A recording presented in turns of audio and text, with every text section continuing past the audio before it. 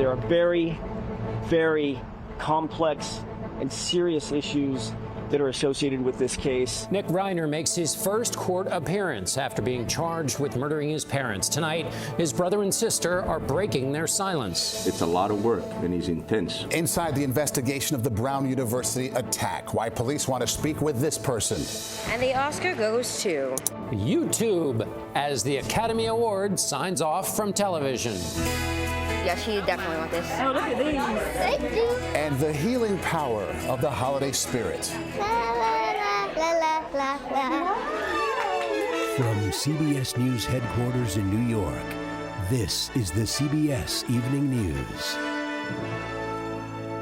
Good evening, I'm John Dickerson. I'm Maurice Dubois. Nick Reiner appeared in a Los Angeles courtroom today, off camera, as he faces charges of first-degree murder in the stabbing deaths of his parents. Late today, the LA County Medical Examiner released new details in the case, saying Rob Reiner and wife Michelle died from multiple sharp force injuries. Nick Reiner's brother and sister, Jake and Romy, issued a statement calling the killings horrific and devastating, and asking for privacy. And we're learning more now about how Nick Reiner spent the hours before his arrest. Jonathan Vigliotti was in the court and joins us from Los Angeles. Jonathan?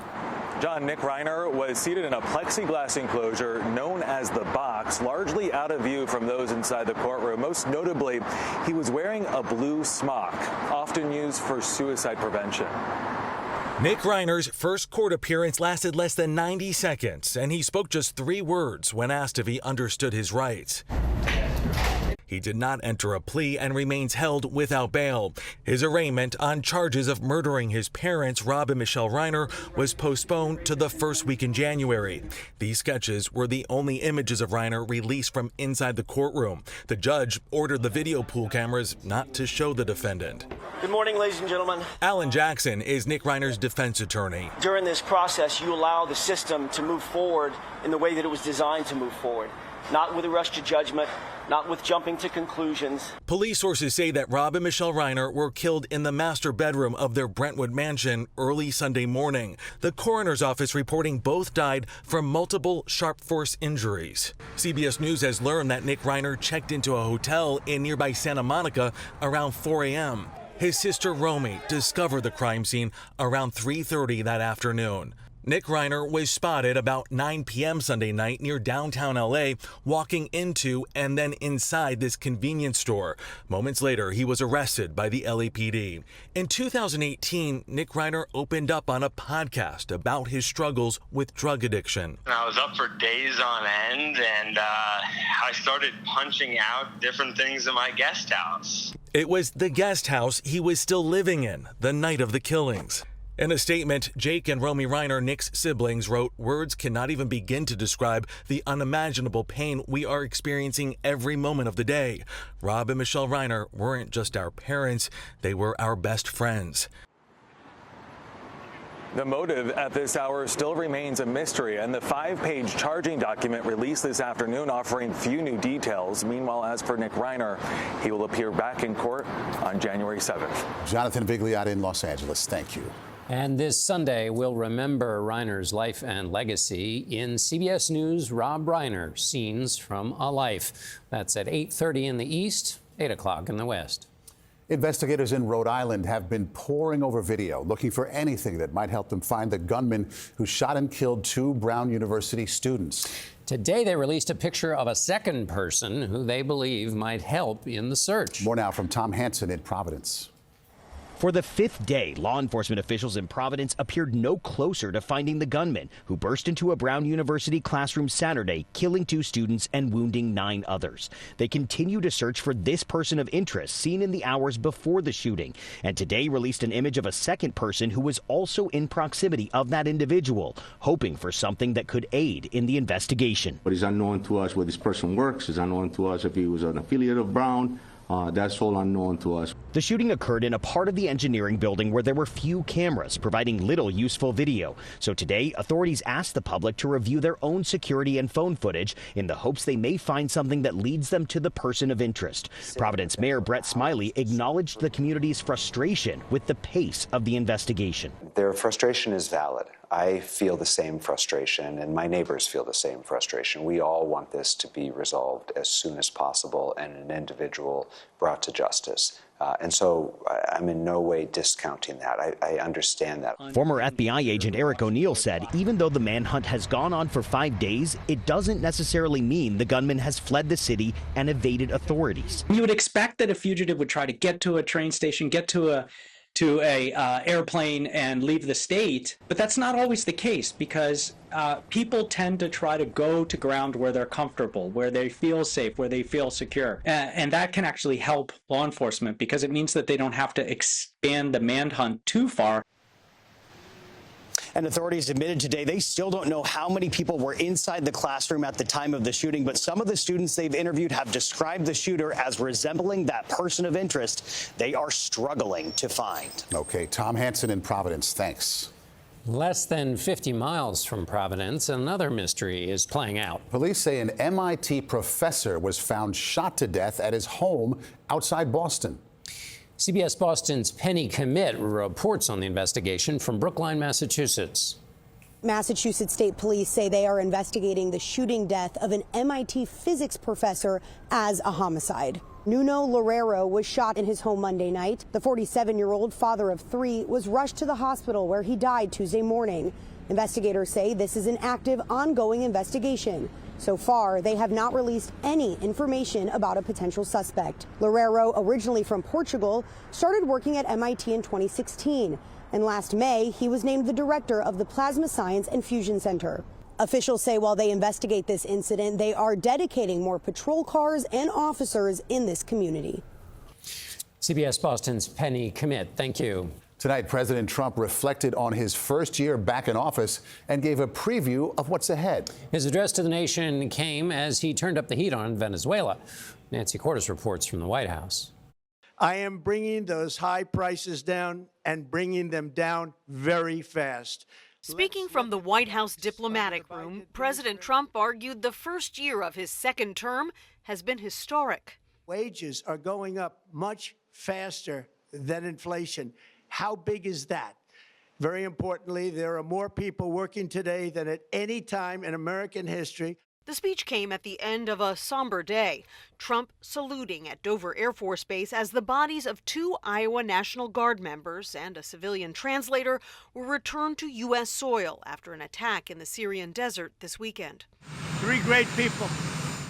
Trump also ratcheted up pressure on Venezuela, announcing a total and complete blockade of all sanctioned oil tankers going into and out of that country. Just a blockade.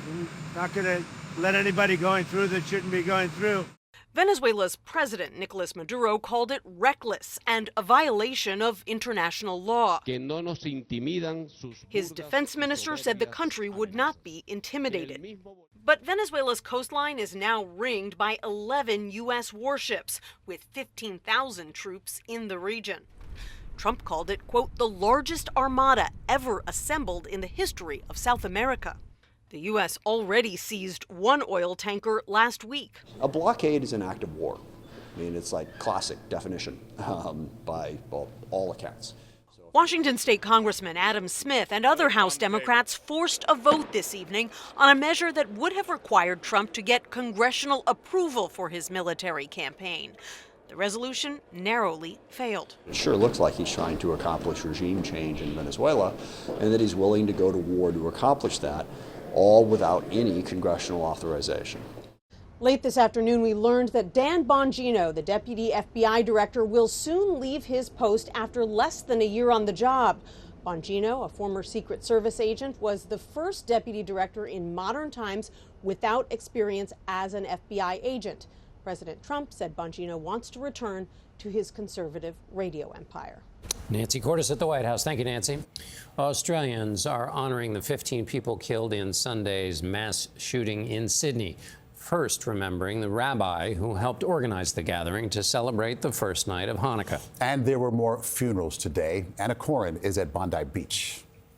Hundreds of mourners gathered in Sydney to begin burying their dead. The first funeral was for Rabbi Eli Schlanger, whose body arrived at the synagogue just a few blocks from where the massacre took place. An outpouring of grief for the father of 5, whose youngest was born just 7 weeks ago. The funeral of 10-year-old Matilda, the youngest victim, will take place today. Her father described trying desperately to get his daughter to safety. I was holding her and I was like, calm down, please, please, please. I was trying to pull her out, but the shooting would just not stop. More than a dozen people are still being treated in hospital. Well, meantime, police have charged the 24-year-old surviving gunman with 15 counts of murder and dozens of other charges. Authorities are tracing his and his father's recent movements to the Philippines to investigate whether they received training from terror groups there. Anna Corin at Bondi Beach, thank you. Turning now to the weather, and folks in the Pacific Northwest cannot catch a break. And a big part of the country is about to get a taste of dangerous weather. Eric Fisher from CBS Boston joins us now with our forecast. Eric. It has been an absolute battering across the Northwest for weeks now. So much rain, and today all about the wind. You see some of the damage left behind here in Tacoma, a wind gust of 51 miles per hour, and that damage to the home there. And this was just a piece of all the winds we've seen over the last 24 hours. Timberline, Oregon, right around Mount Hood there, you've got some elevation, 138 mile per hour winds. Spokane, a gust of 75, is the biggest gust there in about 30 years, just above hurricane force with that gust. And Portland, Oregon, gusting to 55 miles per hour. There are also some big gusts over 100 miles per hour in the Front Range of Colorado today. So wind all over the west, and it keeps on going. The fire hose is still pointed out here to this part of the country. We head through tomorrow, still heavy rain that really slides down toward the Portland area. And then we move toward the weekend, and that line will be heading right into Northern California and the Bay Area and hanging out through the upcoming weekend. So more soaking rains in the forecast there. And as some of that energy spills out to the east, we'll be watching the next rainstorm across the 95 corridor. We head into Thursday, rain starts to gather here, and then into Friday, some heavier downpours. That's also going to come with some wind. Big getaway day, getting ready for the holidays, and these wind gusts could lead to some flight delays to wrap up the week. Okay, Eric Fisher, thanks so much. Cases of measles in this country keep rising, and today the state of North Carolina said it confirmed a case of measles in a person who traveled through busy Raleigh-Durham Airport last week. The cases are mainly impacting unvaccinated children, with the most recent outbreak in South Carolina. Skylar Henry has the latest tonight from Greenville. Mobile health units have been offering free measles vaccines across South Carolina since October, an effort to stem a growing outbreak that's already infected 135 people and left 168 others in quarantine.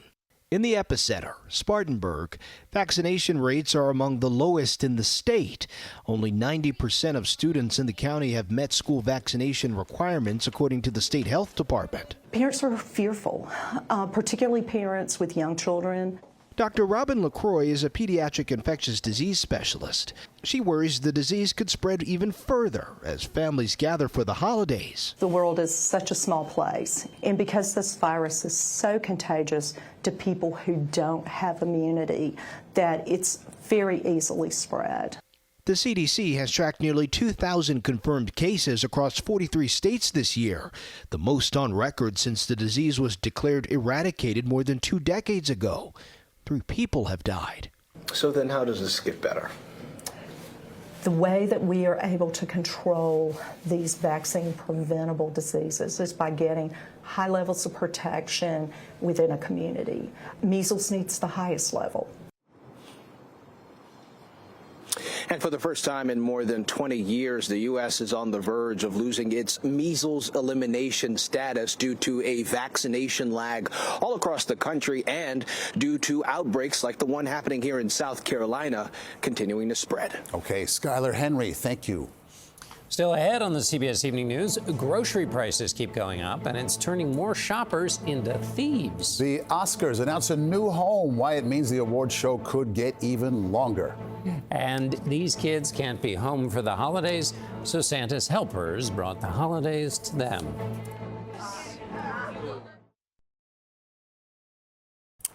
As grocery prices continue to climb, more Americans are taking direct action to cut their shopping bills.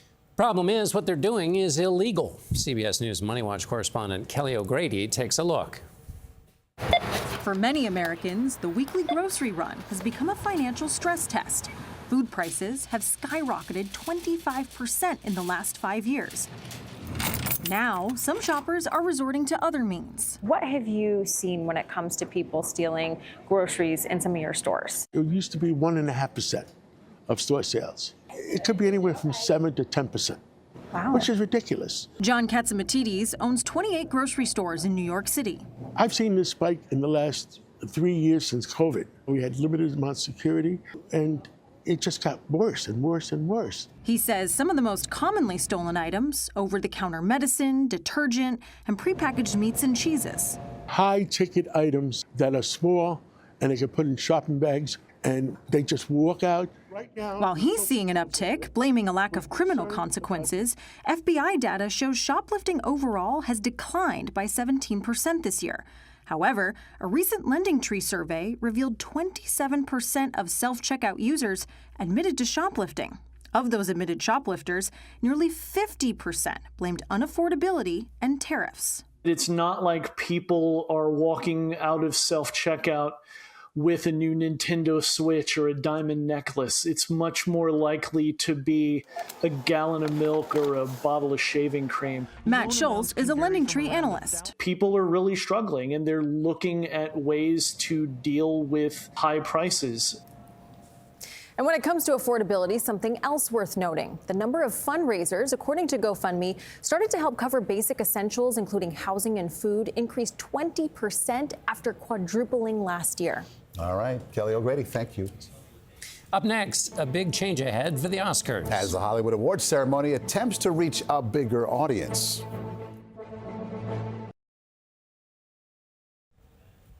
The Oscars are headed to the small screen.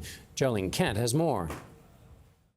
The biggest night in Hollywood is on the move. The Oscars are leaving ABC and linear TV in 2028 to start streaming on YouTube in 2029 through 2033. The Academy of Motion Picture Arts and Sciences says it struck this deal, which includes the red carpet, to allow the Oscars to reach the largest worldwide audience possible.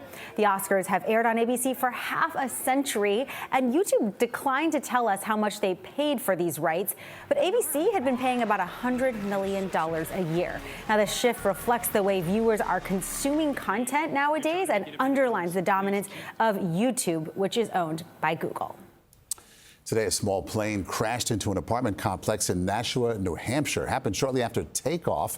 First responders say the pilot was the only person on the plane, and he was able to walk away from the crash.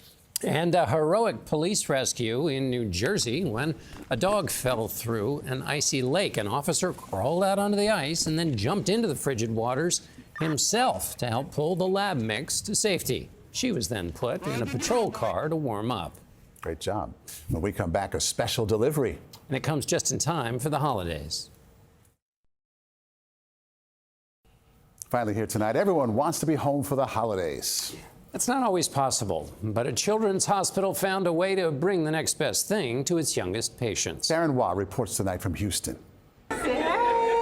Welcome. There's no place like home for the holidays, but for these kids, the hospital is where they will be.